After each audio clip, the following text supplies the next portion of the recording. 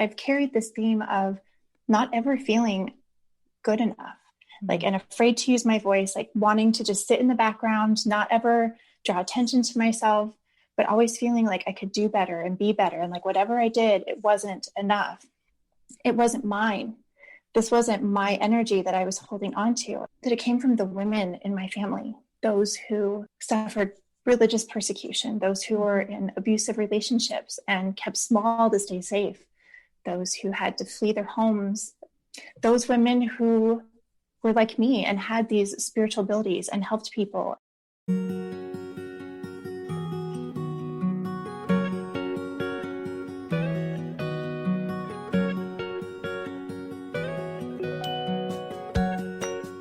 Hello, everyone. Welcome to the Charmed Life podcast.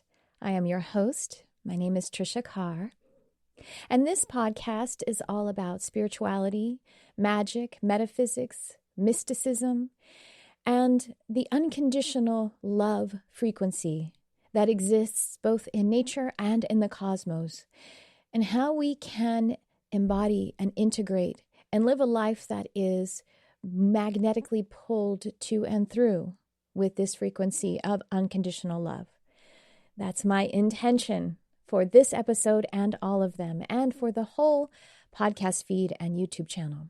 I hope you'll join me in both of those places, whatever calls to you, and anything that calls to you in the way of anything you're interested in learning. Well, I'm open to hearing that too, and you can post that as a comment on a YouTube video, or you can email it to me by going to my website, triciacarcharm.com, and find that contact tab. And you'll find a way to be able to send a message directly to me or my assistant. And just so you know, my assistant tends to those things that come through the contact form to make sure that I answer them in a timely manner. And with that, let me get to this particular episode with my heart so filled with gratitude for your being here. And I also open myself up to the frequency of that magnetic hope that this will serve you in some way. And this episode is featuring a wonderful friend and colleague. Her name is Amy Crandall. She is an intuitive, a channel, a medium, an empath, and a Reiki practitioner. I've worked with Amy in a few programs. She mentions along the lines of her telling her story that she was in the 2019 Intuitive Intensive. And to contextualize that for you, if you haven't heard about it, the Intuitive Intensive is an immersive education and group coaching program. It's 12 weeks long. We do it once per year, and it's led and taught by myself and my best friend and business partner, Crystal Ann Compton. Crystal is a spiritual channel, a spiritual teacher and an intuitive channel, and she's the founder of the Lightworkers Lab. Amy also mentions that, or we mention it in the episode here in a moment in our conversation. And the Lightworkers Lab, you can find a link for it down in the description. It's an online spiritual community. It's hosted on Facebook. It is so much more than a Facebook group. It is a place to come together, to grow, to find all these free resources for spiritual development. People are constantly, every single day, a few times a day, there are people who are these practitioners in spiritual modalities who have been, aligned with we've aligned our hearts in a certain way that we are teaching love, and we're teaching personal development of your spirituality. And so we have practitioners going up who are serving, teaching, giving intuitive readings right there from people commenting on the feed. It's an amazing place. It's really a beautiful, intentional community, and it has impacted my life in ways that I can't even fathom or measure or imagine. It's been so amazing. And that's how Crystal and I met, actually. And now we have all these programs that we run together. And the Intuitive Intensive is like our flagship program. And so Amy was in this program, and she explains some of her experience.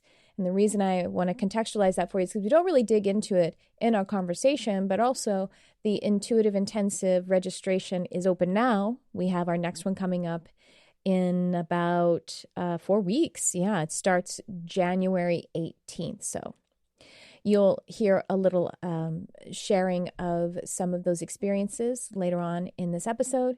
And you can go scroll down and look at the show notes, the description, and find the link so you can go and read all about the curriculum, how we actually run it. I invite you to check that out and join us if it calls to you.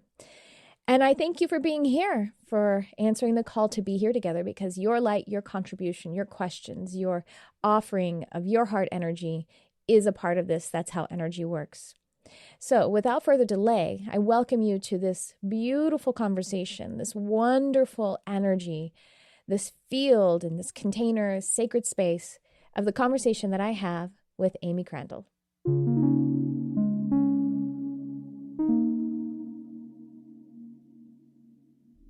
Welcome to the show, Amy Crandall. I have been intending to have you on for the longest time. You're just so beautiful. Like your energy is so beautiful. It flows in such a powerful, gentle, beautiful way. Like for me, it's like the powerful divine feminine. You got the divine masculine as well, of course. But the way that your energy and the way you hold space and the way you heal and attune, my goodness. I just love being around you. So I've been intending to have you on for a long time. And so thank you so much for being on today. Way to start off getting me right in my feels, right in my heart. Hey, your feels are big though. You know what I mean? Like it's an easy target. It is, I set myself up for it every time too. So. But thank you so much for having me here. I was so excited when I got the invitation. It's truly an honor to be here. I've loved having you as a teacher, as a mentor, watching all of these episodes. It truly is an honor to be here. Oh, well, thank you. Well, let's get everyone into your work, your light, your energy. And so just share with everyone your journey, your work, wherever you want to start. Let everyone know about you. Well, it's interesting as the further I get in my journey, my awakening, my spiritual experience, I realize that I've had these things happening to me my whole life. I just didn't have the vocabulary to name what was going on, but it truly opened up for me when my dad, it's almost his anniversary of his passing. So now it's going to get me even more emotional, but he passed away almost 5 years ago at the end of December. And that's truly what ignited this journey. I think mostly because I wanted to hear from him. And he was that safe person to be able to connect to in spirit. I knew I could trust what he would bring me. I knew that he had that ability to come talk to me in my dreams. And that felt safe to me. Whereas before, I was always fascinated by the world of spirit. I always felt called to it. I watched every show. I read every book I could find. But I always kept it as at an arm's length, because growing up, I was always told, be careful of what you let in. Like, you don't know what you're going to invite in when you open yourself up to the world of spirit. And that having my dad as that safe person truly is what switched everything on for me. And at first I thought I was going crazy, because you could hear things and see things and not have names for them. But then I found Crystal Compton and the Lightworkers Lab and the intuitive intensive that I took in 2019. That's really, honestly, wholeheartedly what put all of the puzzle pieces together for me to be able to fully embrace these abilities within me and truly be able to connect them in a way that I could help other people. And for that, I'm forever thankful. Wow. I can't believe just 2019. It feels like I've known you longer. I agree. in the best of ways, though, in the best of ways. Like, it just, some people you meet and you feel that soul connection, and you feel like you've known them for much longer than you've had that physical experience with them. So I agree. But yes. And we've only met in person one time too. That's what's amazing about the soul connection, is that you can have these, well, also modern times, we have these really real relationships, truly, significant relationships. And we don't even have to live near one another. So it opens up the whole globe to us, which is really cool.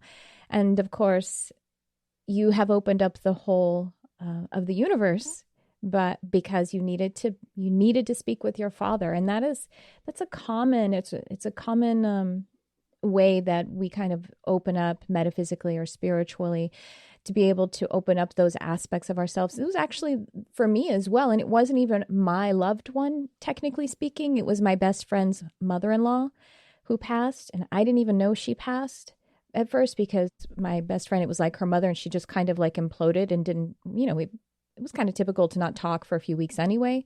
So she couldn't even bring herself to speak about it or tell me about it. But I was going through these, it was like those chords, those Akka chords. And when a piece of you, especially when it's parent, I think, and when a piece of you is no longer being physically expressed here, because your father is a piece of you and you are a piece of him, your energy, your soul is now anchored. A different part of it is like completely anchored there in spirit. And it's just like, it's almost like you have no option, right? You have no option but to need to have that connection or reform it, let it be its new way, even though that's painful. And that's that process of grief. 5 years isn't that long. Yeah. It's not, but what's really coming to me as we're talking about this is also being able to open up that connection. First off, has blessed me immensely.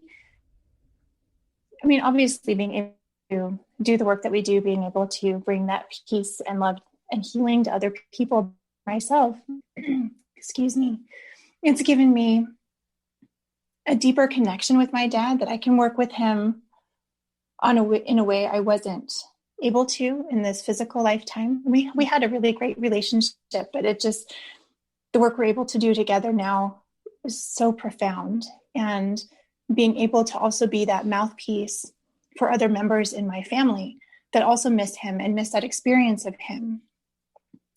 Like, that's truly a blessing that I'm so grateful for. Mm-hmm. I mean, it's transcendence, and that's what is so awesome, and all of the nuances of what the word awesome can mean, but not just necessarily that's positive. It's awesome about our physical passing. It is transcendence. And so all of who it is that he is continues, and then some and more. And my father passed in 2016, and our relationship was really, we didn't have much of a relationship for about 30 years of the last 30 years of my life. But the same thing, like the work that I can do with him now, and actually was just working with him last week, probably because we were going to enter in this conversation, and there was a lot of father energy coming into my field. But we were really working together in a really beautiful way that we had absolutely no opportunity to do while he was alive, because he was very ill.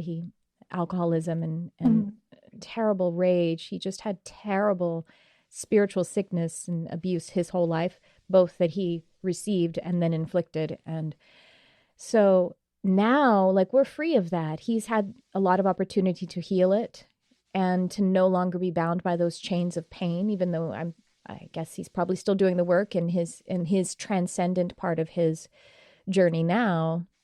And it can provide so much healing. Do you find yourself attracting people who need to do some healing around deaths of loved ones, or just healing around relationships in these significant ways? I hadn't actually ever thought of it quite like that, but now that you asked that, I do. I have my own spiritual business, but I also still work for a school. And it's often I find myself in the middle of readings, sitting at my desk with my coworkers who've just lost loved ones, especially this year, where grief and loss look a little different in 2020, and we're not able to fully hold that space that we normally would, that physical space with our loved ones. I found that it has been a theme for people not able to process that death, or I have such chills.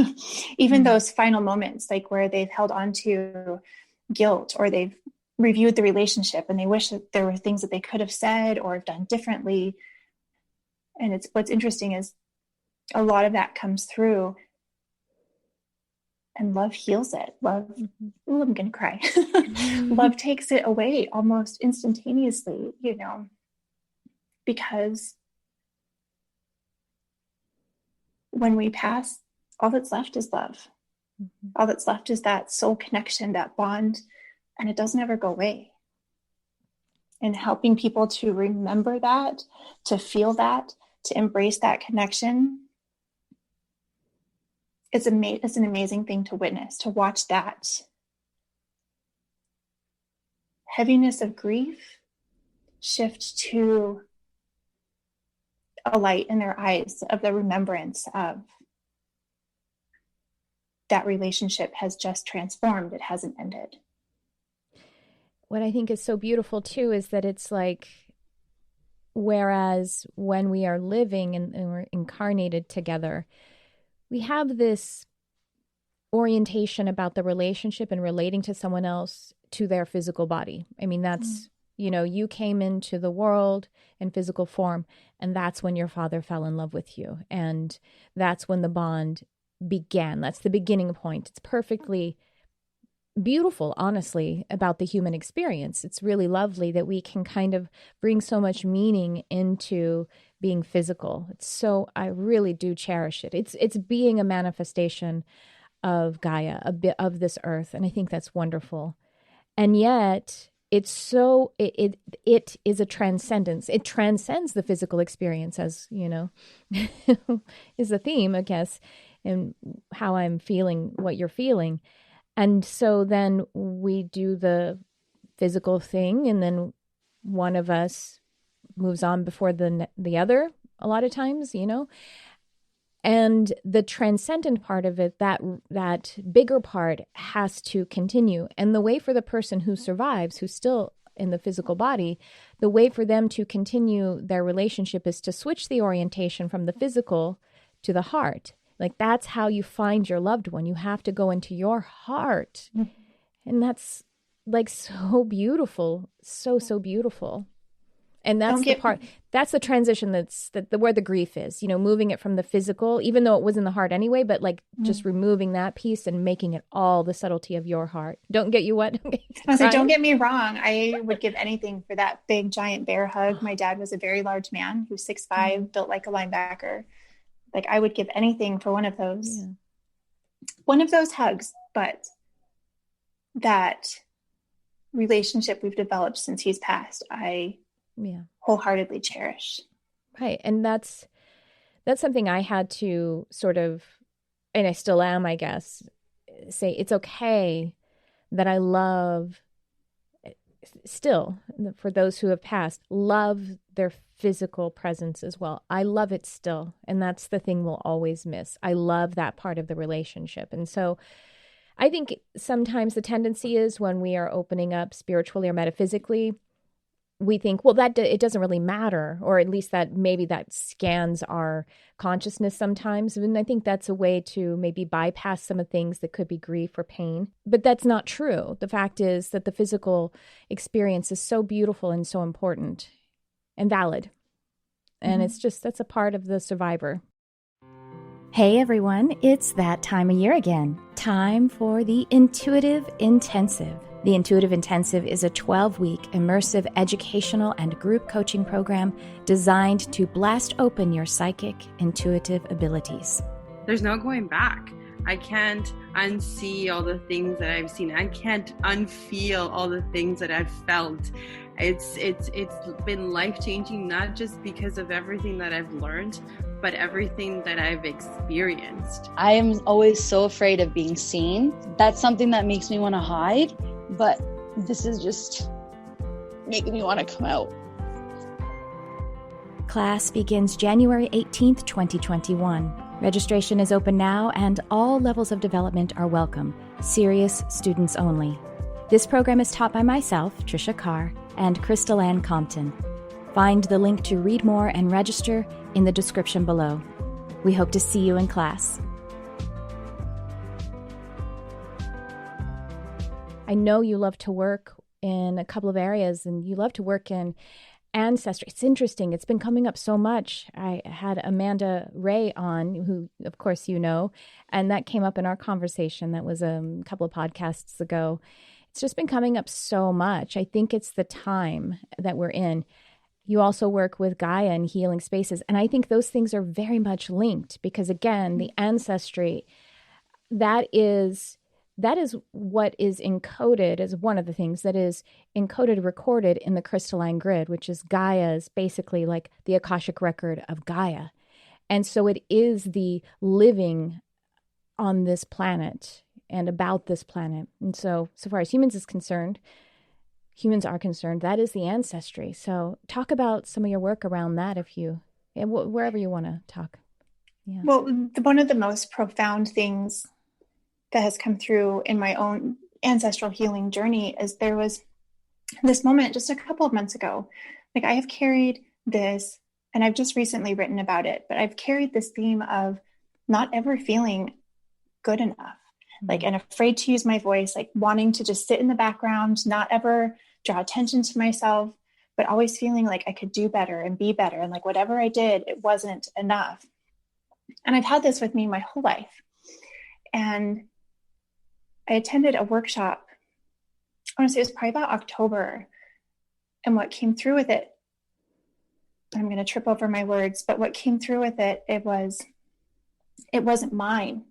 This wasn't my energy that I was holding on to. It came from, it has such a tender spot, giant empath, get emotional. But what came through, that it came from the women in my family. Yeah.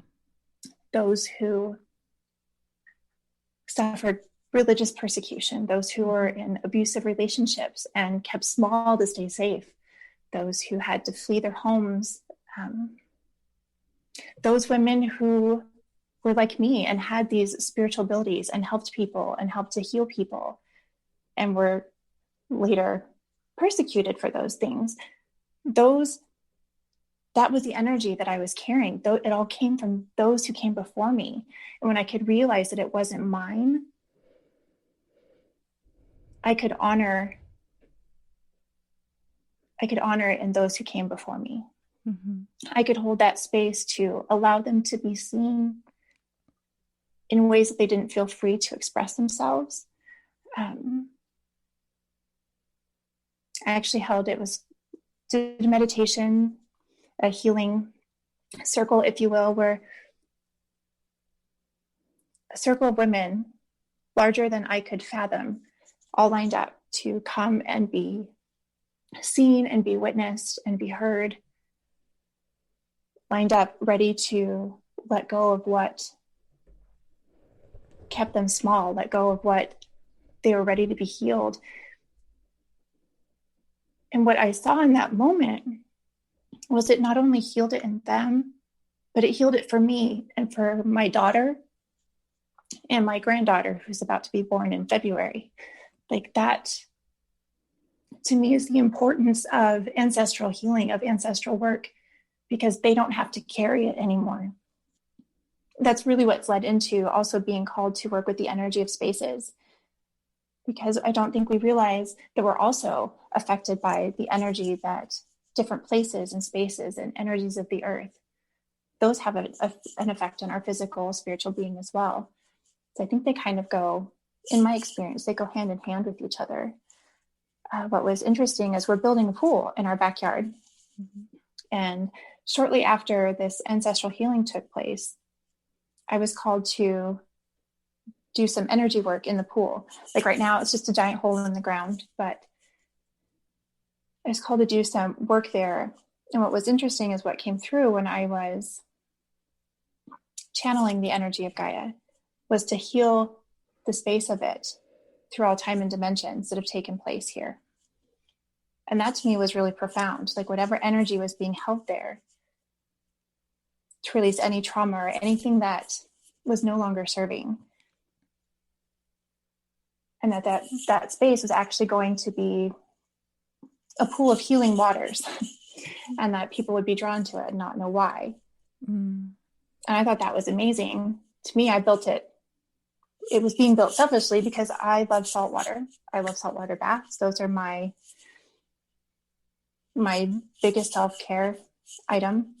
And I'm really tall. So it's only part of me that can fit in the bath at one time. So I joke that it's my outdoor saltwater bath. But what's really taking place is something that's much more profound.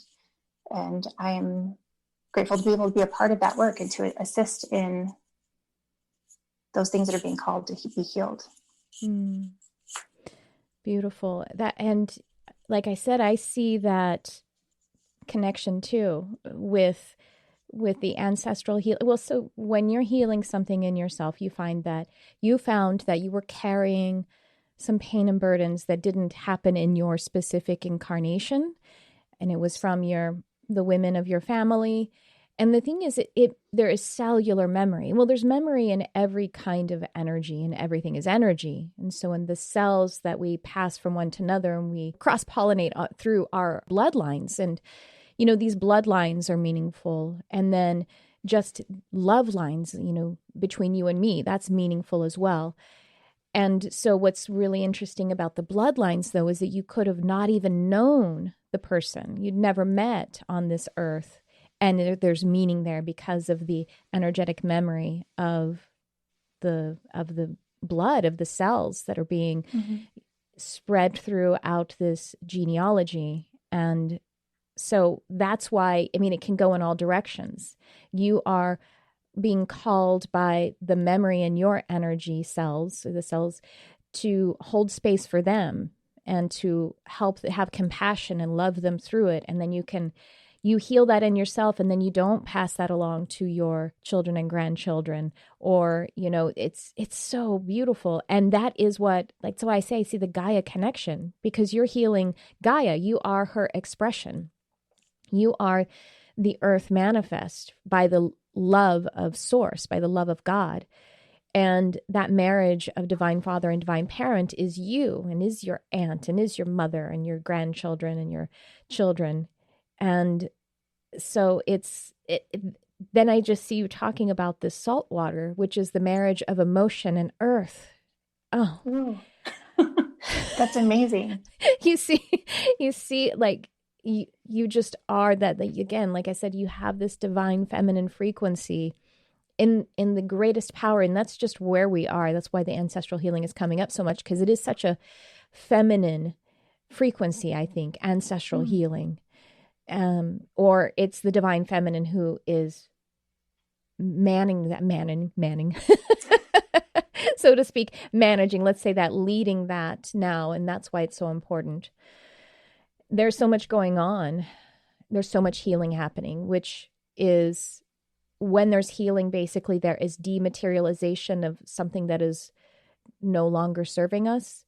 But when something is dematerializing or dying, there's like a death kick, there's a death rattle, there's a fight. And I think that's why there's so much unrest right now, and why it's showing up in so many ways. It's when you have a bad wound and you're getting close to you're crossing that peak into the healing stage, it's like wound, and then it's going to start healing. It's like the most sore at that time. You know what I mean? Like after a certain amount of days or weeks, however bad the wound is, it actually gets a little more sore as it's peaking over to that healing side. And that's just patterning, right? That's paradigm getting louder to say, it's time to heal this. It's interesting as you say that. I think the reason that this thing in specific was coming out was because I was ready to let it go within myself. Yeah. Like I had fought against it and wanted, all of the work that I had done to try and heal that for myself. Like I was ready to let it go and didn't quite know how to do that. And that's when the true source was made evident to me. And I think truly, when it comes to ancestral healing, and this is just my limited experience with it, is that it is waiting for somebody in your ancestry to do the work, to say no more. Yeah. And that's a wonderful, it's a great and beautiful and responsible position, but it's so humbling too. There's nothing arrogant about it. It's actually quite the opposite to be able to do that. I have to point out though too, like your experience with building your saltwater pool and how you energetically connected with it, dealt with it, you know what I mean? And programmed it to be a healing space. It reminds me of, I don't know if you have heard of this, but in Iceland, and I don't know how widespread this is, but I think it is pretty widespread. When in Iceland, when they're going to build something new, they speak with the devas. They speak with the fairies and the deva folk, and they actually they tend to bring in an intuitive or a medium or something, someone who, a spiritual practitioner, to speak with them and ask their permission and negotiate with them and to explain their intentions and to pay their respects before they actually begin the project. And so that's what you did. I laugh because I've actually been energetically involved since the beginning of this project. I came home one day from work and they had to grade the land. So it removed all of the existing plants and trees, except for our one lone lemon tree. And I looked at it, and this is when I really realized how connected I was to that space, because I felt such sorrow. Like I felt such sadness, and was actually called to begin that healing work before I went out there and sat on a blanket, had my crystals and some essential oils with me. And I was told to lay there and just listen and just observe and be still.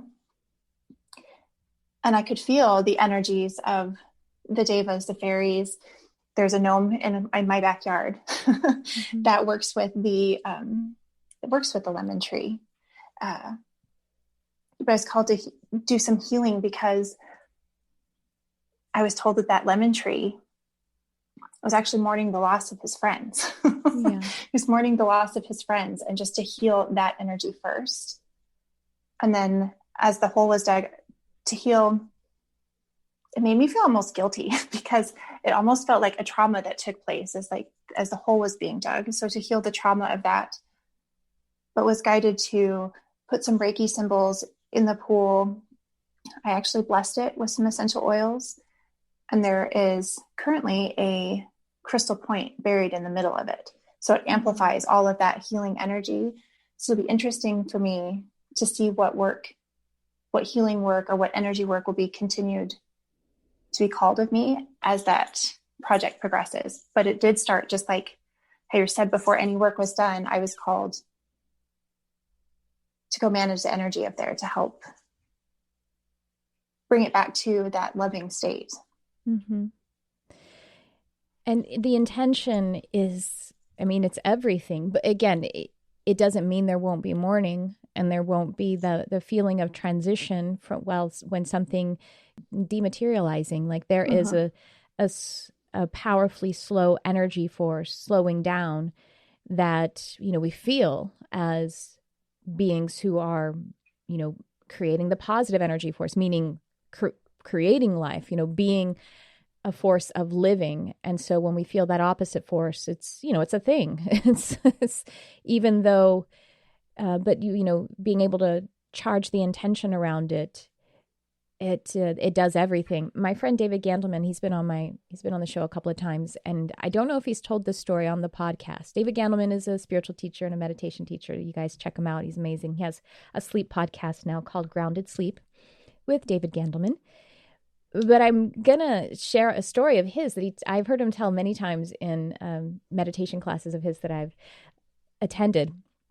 He was in upstate New York where his brother lives, and he and his brother were visiting. He hadn't been there in a while.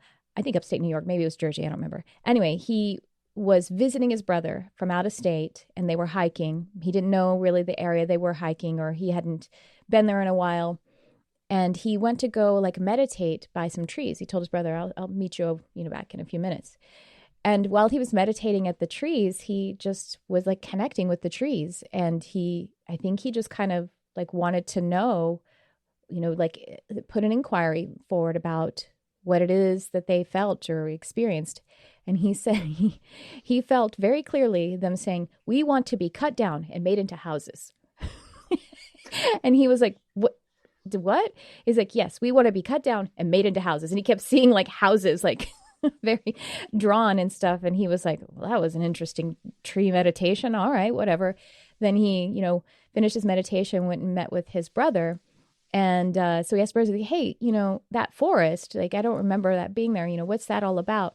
And he's like, oh, yeah, that's a man-made forest. It's actually, they planted it to be able to cut them down and to make it into low-income and low-cost housing. So it was like a government charitable project.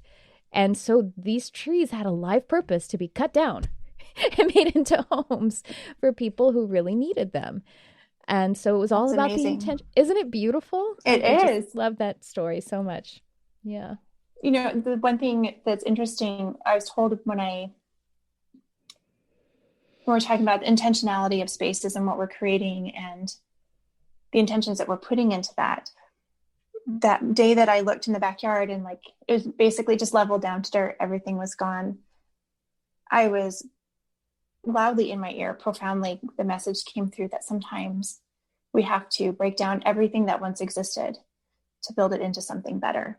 And it was like a reflection of myself, like a reflection of the journey I've been on, to like break down everything that I knew or thought was possible, or how I'd experienced my life up to a certain point, and break that all down and start over and build it into something new and more beautiful and more impactful. Mm-hmm. Wow. This is, I could talk to you for hours. This is so beautiful. So beautiful. And what kind of, tell folks about the kind of work and how they can connect with you, the kind of work that you're doing, the sessions that you're doing. And right now I have an offering on my website, spirituallyguidedlife.com is where you can find me. Right now I have what's called my soul clarity sessions. They're kind of a blend of everything, because I found that in my readings and my work with other people, it's not a one size fits all. Yeah. So it's a container, it's a space for whatever is most needed at that time. There's a little bit of intuitive channeling, mediumship. Sometimes there's energy work involved in there. But I do feel that is evolving and expanding as what that looks like. We'll find out when the time is right. But yeah, right now that's the main focus of my work, is those soul clarity sessions. Mm-hmm. Yeah, my sessions are the same way too. I see sometimes when someone is starting their spiritual business, and sometimes they'll have a few different kinds of sessions, and maybe some people that actually just works for you. And I think I did too. I had like 3 or 4 or something, and then I just was like, you know what? Just show up. We'll do what needs to be done. I don't. Sometimes channeling is the most efficient. That's for about like, it. Yeah. Sometimes channeling is the most efficient. Sometimes we just really need to.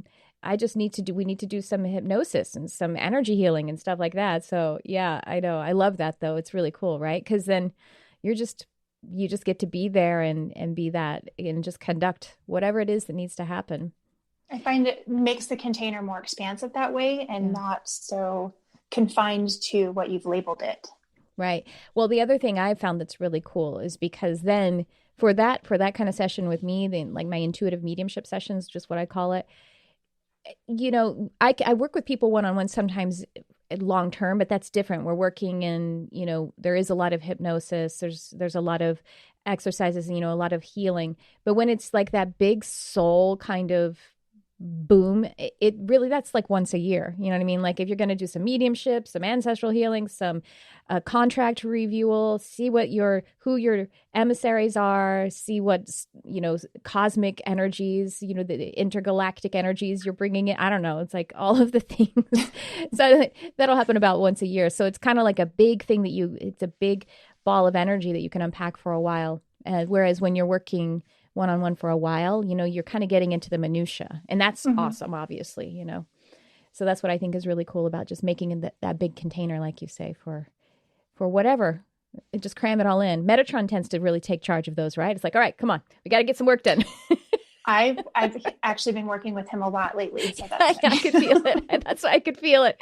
Maybe it's yours. I think Metatron really takes it, at least at this time, I don't know, is really like taking charge of your sessions. Like, all right, just sit down. Just do this.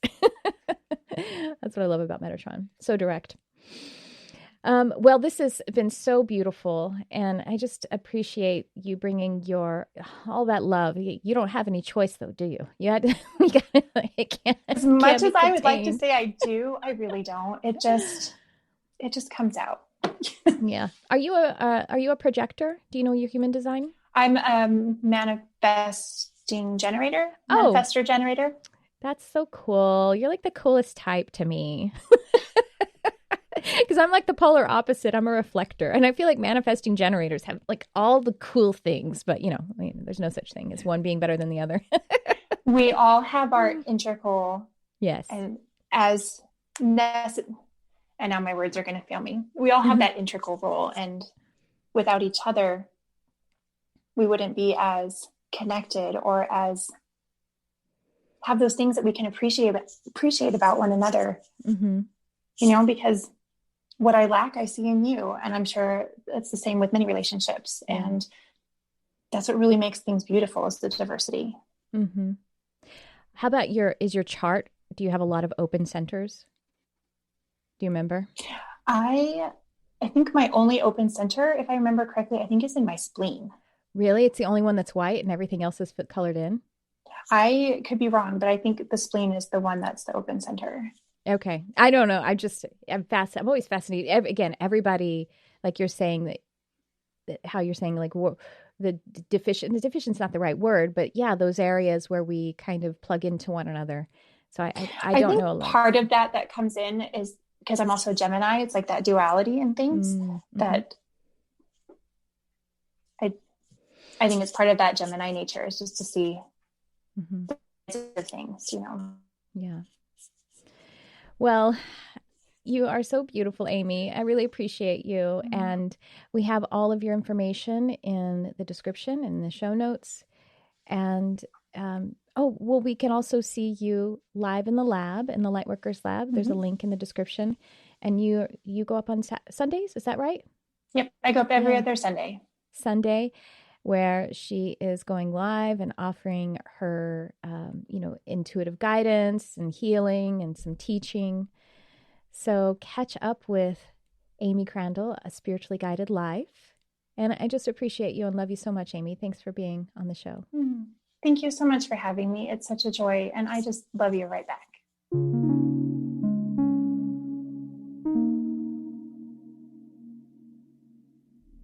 Well, I hope you enjoyed that conversation. I hope you found something within your own heart light up. That's definitely how I felt by connecting with Amy. And every time that I do connect with her, and actually Amy was just one of the coaches in the channeling intensive that Crystal and I ran. It was an 8-week immersive coaching program to help people open up channeling. Oh, it was so cool. And so she was one of the guides and coaches to facilitate people while they were having these practice sessions. And wow, it was really beautiful to be a part of the sessions that she was running because it was just so divine and so supportive and beautiful. I keep using the word beautiful, but I don't know what else. I don't have better vocabulary for the energy. And I wanted to share with you also, you guys, actually, Amy and I, we opened, before we started the episode, we opened with a prayer. And I actually always do that before when I'm doing anytime that I'm going to create something. But when I'm actually having a conversation, I have a guest on my podcast, which, sometimes I do plenty of solo episodes. I do that. I open up with a prayer and invocation and opening a sacred space. And I just had the idea this time because Amy and I prayed together. And I asked her, I said, I don't know, I feel like maybe sharing that on the podcast. So I'm going to share that with you here in just a second. It was just really lovely. And I hope that, you can pray with us as well. And so with that, do check out Amy's links in this description, A Spiritually Guided Life. Man, get one of those sessions. Really, really beautiful. And I invite you also to like, subscribe, share, and comment. And stay, if you're on YouTube, be sure to stay connected by clicking the bell because, that's the best way to get the notifications about different videos. I also post a lot on Instagram, and I'm posting on Instagram TV. So if you like that, go find me at triciacarcharm.com, as well as Crystal Ann Compton, and as well as the Light Shine Spiritual Academy. You can find all of those links in there. Those are all different places that I'm posting.